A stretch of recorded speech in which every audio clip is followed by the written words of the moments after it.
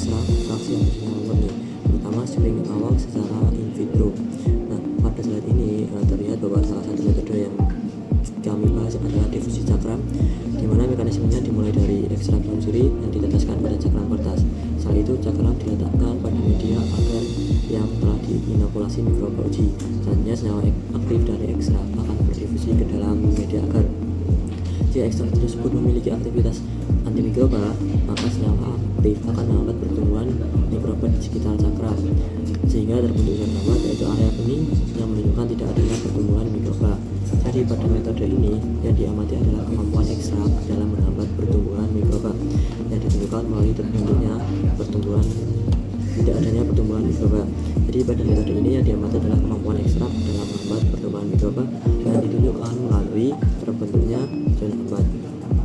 Dimana hal ini, uji ini penting karena merupakan screening awal untuk mengetahui ada atau tidaknya potensi antimikroba dari suatu bahan alam. Setelah itu pengujian dapat dilanjutkan ke metode yang lebih spesifik seperti MIC dan MBC. Dalam worksheet juga dijelaskan bahwa parameter hasil yang sering muncul dalam biasanya salah satunya adalah MIC dan MBC. MIC atau minimum inhibitory concentration digunakan untuk menentukan konsentrasi terendah yang masih mampu menghambat pertumbuhan mikroba, dengan MBC atau minimum bactericidal concentration digunakan untuk menentukan konsentrasi terendah yang mampu membunuh mikroba. Untuk penjelasan lebih lanjutnya akan slide selanjutnya. Baik, kemudian lanjut pada parameter hasil, di mana metode uji yang pertama yaitu difusi cakram. Dengan parameter hasilnya itu diameter zona hambat, dan cara membacanya itu semakin besar zona hambat maka semakin kuat aktivitas antibakteri. Nah, di sini interpretasi yang disebutkan yaitu ekstrak metanol daun sirih mampu menghambat pertumbuhan anti jamur yaitu Malassezia furfur dengan konsentrasi 50%, sehingga memberikan aktivitas anti jamur tertinggi dengan zona hambat 28,70 mm. Kemudian yang kedua yaitu dilusi, dengan parameter hasilnya itu minimum inhibitory concentration, yaitu cara membacanya itu semakin kecil MIC maka semakin kuat aktivitas antibakterinya.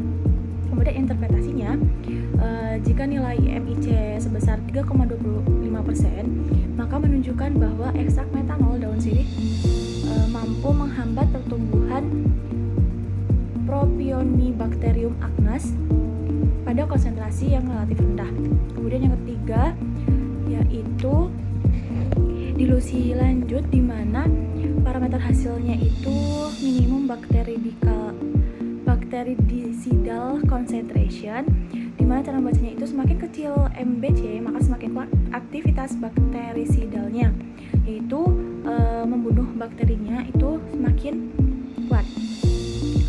Kemudian untuk interpretasinya, nilai MBC sebesar 6,5% itu menunjukkan bahwa ekstrak metanol daun sirih mampu membunuh bakteri Propionibacterium acnes secara efektif pada konsentrasi minimum 6,5%. Baik, selanjutnya adalah perbedaan antara difusi cakram, MIC dan MBC. Berdasarkan prinsip difusi cakram, dia mengukur kemampuan senyawa untuk menghambat pertumbuhan bakteri. MIC dia menentukan konsentrasi terendah yang masih mampu menghambat pertumbuhan bakteri, sedangkan MBC dia menentukan konsentrasi terendah yang mampu membunuh bakteri. Untuk parameter hasilnya, difusi cakram dia milimeter, MIC dia mikrogram per mililiter atau BPM, sedangkan MBC dia sama dengan MIC. Kemudian, kenapa sih zona hambat ini tidak selalu menunjukkan aktivitas antibakteri yang paling akurat? Karena dia dipengaruhi oleh beberapa faktor. Yang pertama ada kemampuan senyawa yang berdifusi, kemudian ukuran molekul senyawanya, kelarutan senyawa, ketebalan media, dan kondisi inkubasi. Jadi zona hambat yang besar belum tentu menunjukkan aktivitas antibakteri yang paling kuat. Selanjutnya, kenapa MIC ini lebih informatif daripada zona hambat? Karena di MIC ini dia memberikan data kuantitatif mengenai konsentrasi minimum yang efektif untuk menghambat pertumbuhan bakteri. Kemudian bagaimana pelarut ekstraksi mempengaruhi hasil antimikroba? Jadi pelarut air dia biasanya mengekstrak senyawa polar, etanol dia mengekstrak fenolik dan flavonoid, dan heksana dia mengekstrak terpenoid dan senyawa nonpolar. Nah, ketika polaritas larutnya berbeda, maka senyawa yang terekstrak juga berbeda, sehingga aktivitas antimikrobanya juga berbeda. Selanjutnya adalah perbedaan antara bakteriostatik dan bakterisidal. Bakteriostatik dia menghambat pertumbuhan bakteri, sedangkan bakterisidal dia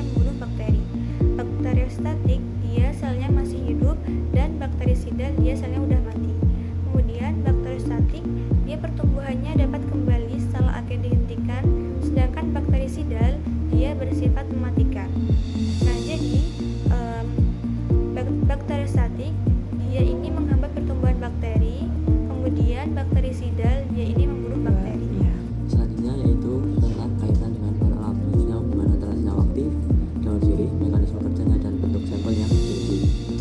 Aktivitas antimikroba daun sirih dipengaruhi oleh senyawa aktif yang terkandung, cara senyawa tersebut bekerja pada mikroba, serta apakah sampel yang diuji berupa ekstrak, fraksi, atau senyawa murni. Hal ini sesuai dengan worksheet bahwa hasil bioassay harus dikaitkan dengan jenis senyawa, varietas, konsentrasi, bagian tanaman, dan metode ekstraksi. Nah, pada slide ada bagian pertama yaitu senyawa yang paling berperan pada daun sirih, yaitu hidroksisavikol, yaitu berperan sebagai senyawa fenolik utama dengan aktivitas antimikroba yang kuat. Yang kedua ada kavikol, merupakan komponen minyak sirih yang berperan dalam mengganggu membran mikroba. Yang ketiga eugenol, adalah senyawa fenolik aromatik yang dapat meningkatkan permeabilitas membran.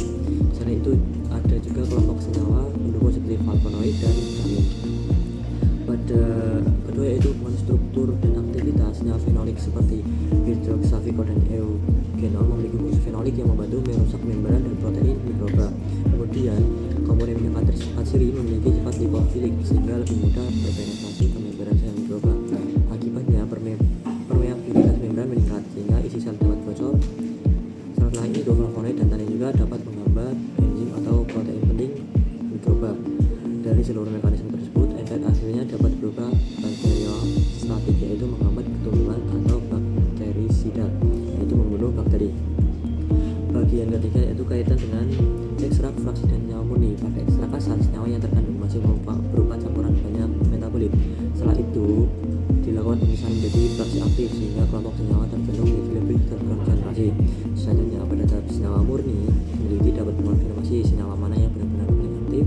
Dan yang terakhir yaitu aktivitas antimikroba dibandingkan melalui parameter seperti zona hambat, NIJ, dan IgG. Nah, alur ini sudah sesuai dengan konsep bioassay guide fractionation, yaitu dari ekstrak kasar ke fraksi lalu senyawa murni. Kemudian aktivitasnya dikonfirmasi kembali. Jadi semakin spesifik untuk sampel yang diuji, maka semakin jelas pula senyawa aktif yang bertanggung jawab terhadap aktivitas antimikroba bakteri. Selanjutnya adalah kesimpulan pada materi hari ini, yakni yang pertama, ekstrak daun sirih dia memiliki potensi antimikroba karena mengandung senyawa aktif seperti hidroksikavikol, kavikol, eugenol, flavonoid, dan juga tanin. Kemudian aktivitas antimikrobanya dapat dievaluasi menggunakan metode difusi cakram, MIC, dan juga MBC. Dengan MIC dan MBC yang memberikan informasi yang lebih akurat dibanding dengan zona hambat. Kemudian efektivitas antimikroba dipengaruhi oleh jenis senyawa aktif dan pelarut ekstraksi yang digunakan. Karena setiap pelarut dia mengekstrak kelompok senyawa aktif yang berbeda. Cukup sekian dari kelompok 2, kurang lebihnya mohon maaf.